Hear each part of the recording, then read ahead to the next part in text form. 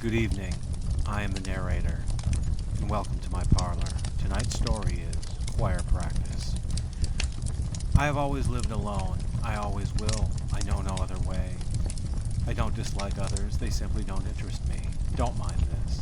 Your self-esteem shouldn't come from me. I have no problem bewildering you, and our truce works well. My small home has only the essentials. It stands on the end of a narrow street at the edge of town. The other structures are long abandoned. I don't simply live alone. I walk alone. I eat alone. I sleep and wake alone. I do so in darkness and in silence. Light blinds, sound deafens. I hated to be seen. Only my mirror was allowed the privilege. That changed in one night. I am by nature an explorer, and my area is ripe for exploration. It is vast. It sprawls, filled with alleys and tall buildings, all abandoned. Beyond this is the water, always black and always cold. I don't know its residents, but I see their presence. Forms rise and fall, lungs drone and gurgle. I wander at night. My thoughts flow freely, and I launch into dance and laughter. Were one to see me, they would think me a madman. One night I embarked, expecting the usual. What I found instead was anything but.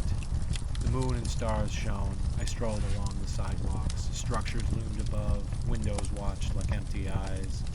One in particular stared the longest, the hardest. I stared back.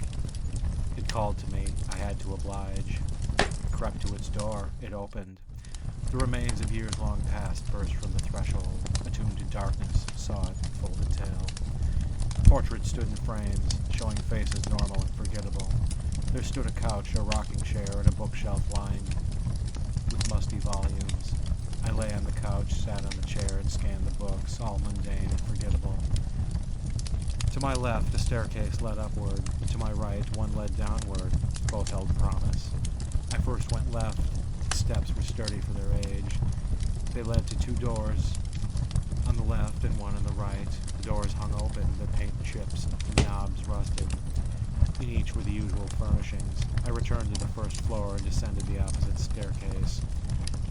My hopes were high. My sojourns never disappointed. I stared downward. These stairs were far more weathered. My first step certified this.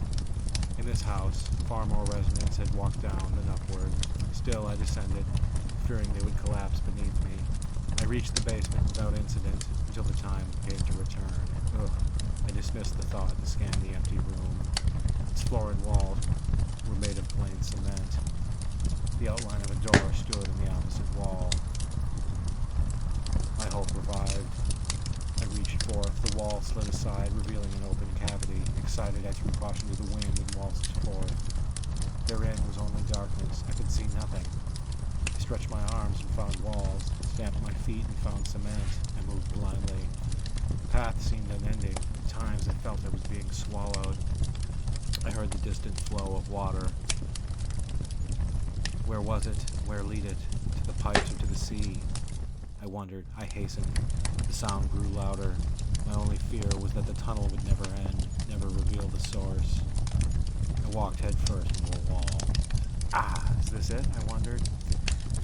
Like the one before, it heaved and opened. I gazed therein and saw a faint light ahead. I stepped forth. It grew in size and brightness. There was water, a stream beneath and a drip above. Clearly I was close.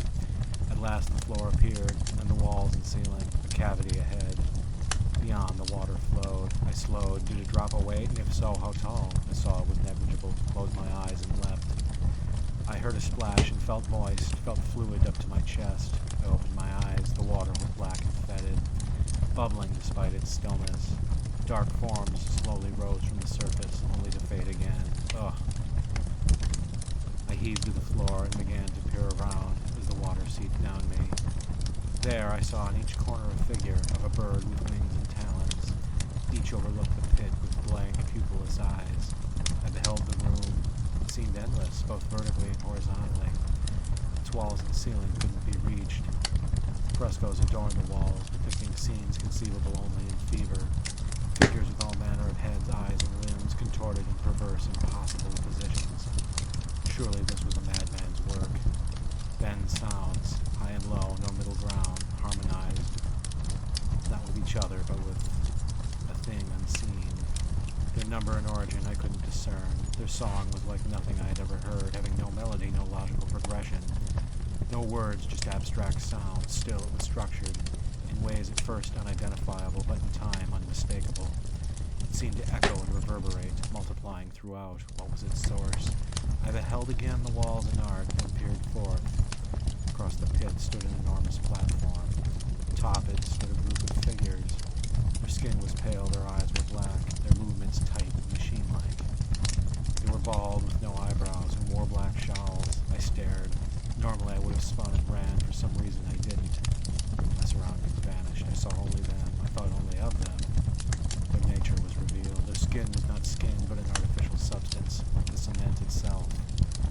Their faces seemed painted on, like aged statues. They chipped and cracked. How did they function? How did they so drone? How did they move in their odd manner, and why couldn't I look away? Just then my senses restored. Fear set in. They had yet to see me. If they had, they didn't care. I turned and slinked off to the entrance and through the tunnel. Now its darkness didn't faze me. Soon I returned to the basement, the stairs, the den, and at last the streets outside. Came home exhausted. The song played in my mind. It didn't fade, no matter how buried I was in my covers, how I so tossed and turned. Only when I began to sweat profusely did it relent. Years have passed. I haven't returned or even thought of the place, yet it has returned to me. I have always been in its thoughts. The fear hasn't left. But as time passes, I will become like them, compelled to leave home and join them in their song.